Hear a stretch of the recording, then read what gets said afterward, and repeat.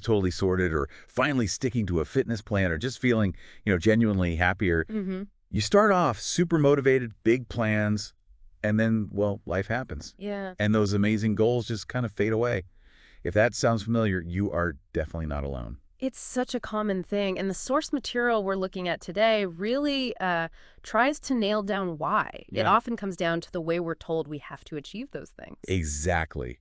There's this like persistent idea out there, and these sources really push back on it, that real change needs these massive life-disrupting efforts. Right, the extreme stuff. Yeah, waking up at 4 a.m., these really tough diets, grinding out 80-hour weeks all the time. And the source makes a really strong point that for most people, that's just, well, it's not sustainable. The material actually says something like a huge 95% of people who try those massive changes, they quit within months. 95%, wow. It's basically a recipe for burnout, not real lasting change. Okay, so if that super intense way fails almost everyone, what's the alternative? What does this source offer? Well, that's where we get into these excerpts from something titled Transform Your Life with Micro Habits. It seems to be from maybe a masterclass or a video session. Transform your life with micro habits, okay? And the core idea, the really compelling part, is what if you didn't need those huge upheavals?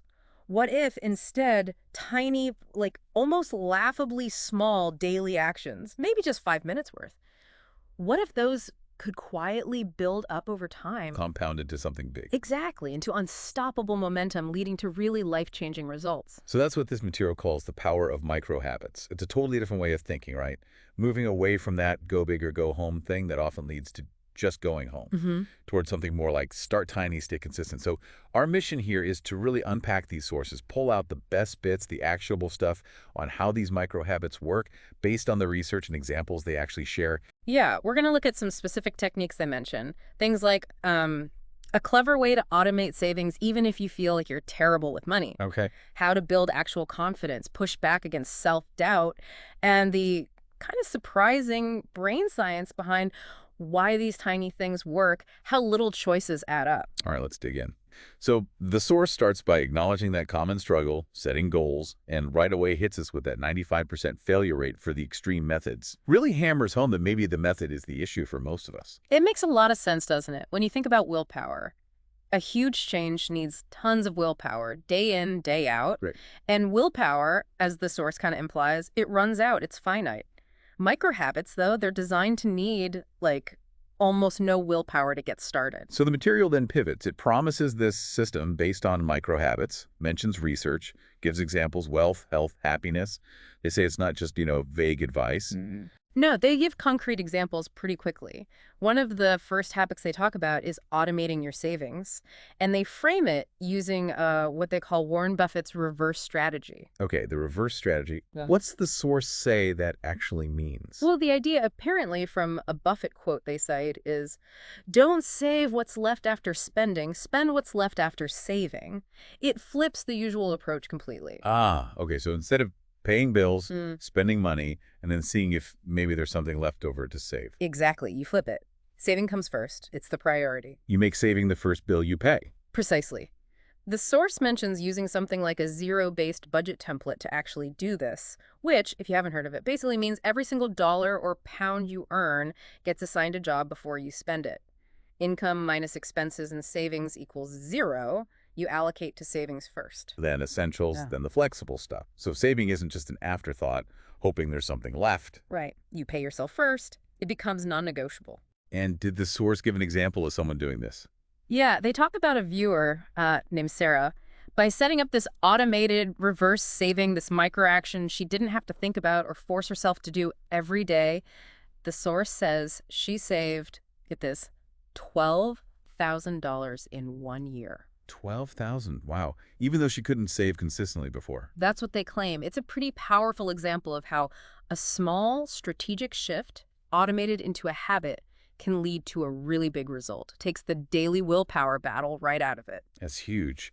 Okay, what's another specific micro habit they talk about? There's one they call the I can do this file. Now, this might sound, I don't know, a bit simple. Okay. But the source explains it has this really profound psychological benefit, especially if you struggle with self-doubt or that feeling of, imposter syndrome. See, I could do this file How does the source say you actually use it? It's basically about deliberately writing down every single win, no matter how small it feels. Finished a task you were putting off? Write it down. Got some nice feedback?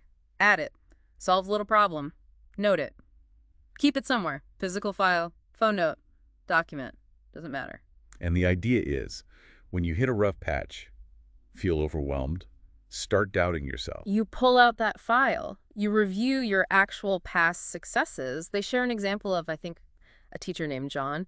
He wanted to start a side business but had serious doubts. That imposter syndrome again. Yeah.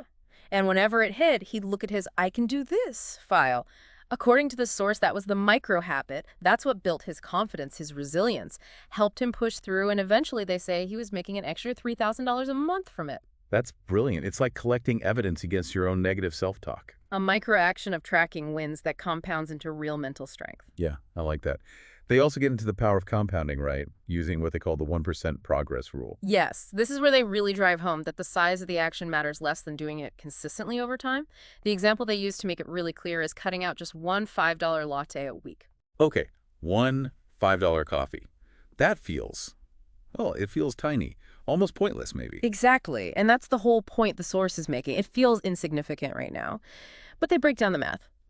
One $5 latte less per week is $260 saved in a year. Okay, fine. But here's where the compounding kicks in. It's kind of mind-blowing.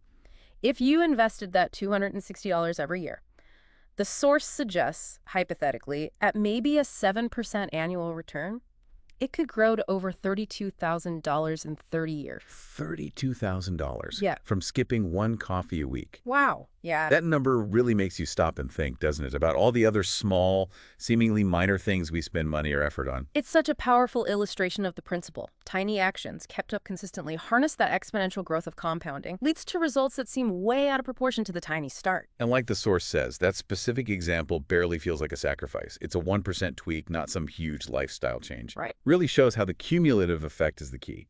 Why consistency with these tiny habits is everything. The source also mentioned the actual science, right? What's happening in your brain. Yeah, this was fascinating. They make the point that it's not just about discipline or willpower. There's biology involved. They claim, and they cite research, that repeating a tiny action consistently for, well, often around 66 days, is mentioned as a kind of average tipping point. 66 days. 2 months or Yeah, so. something like that. Doing it that long is apparently enough to start forging new neural pathways in your brain. Neural pathways. Yeah. So the source is saying doing a tiny habit over and over actually starts to physically change your brain's wiring. That's the core idea they present. And these new pathways, they make the action feel less like something you have to force yourself to do, and more like something that just feels natural, automatic almost. So the need for discipline actually decreases over time as the habit gets hardwired. Wow.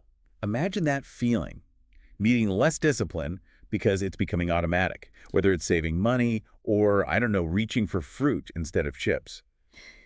They also mentioned saying no to small distractions, right? Like scrolling social media for 5 minutes here and there. That's a micro habit too. Yes, the source connects that to the same compounding idea. Saving those little pockets of time, avoiding those small mental energy drains that adds up too. It frees up focus and time, just like saving small amounts of money adds up financially. Okay. And they briefly mentioned habit stacking as well, a way to make these easier to implement. Right. The idea there, as the source puts it, is you link a new tiny habit you want to build onto one you already do without thinking. Ah, okay. Like their example might be right after you brush your teeth, which you already do automatically, you immediately spend, say, 5 minutes tidying your desk for the next day. That's the new micro habit. So you use the existing routine as a trigger for the new one. Exactly. Leverages momentum you already have. Okay, so let's try and pull the key takeaways from this source material together. The big reason goals fail is trying those massive, unsustainable changes, hence the 95% quit rate. Right. The solution offered is micro habits. Tiny, consistent actions needing minimal willpower at the start. We got specific examples. Automating savings with that reverse strategy. Spend what's left after saving, maybe using a zero-based budget. Yep.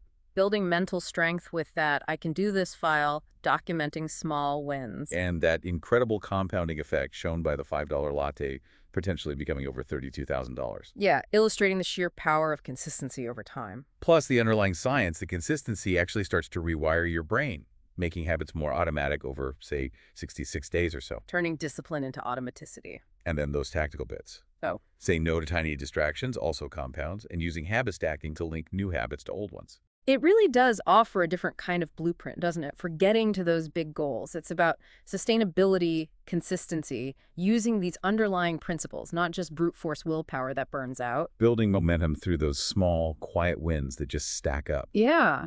So wrapping up this deep dive based on the source material, it seems micro habits aren't really about needing huge willpower or making massive sacrifices. It's more about being strategic with tiny, consistent action. Exactly. Leveraging compounding, using smart setups like reverse saving, building that psychological muscle by tracking wins. And even letting your brain's biology work for you over time, making good choices feel easier, more automatic. It suggests that lasting change, the really significant stuff, is maybe best built slowly, incrementally.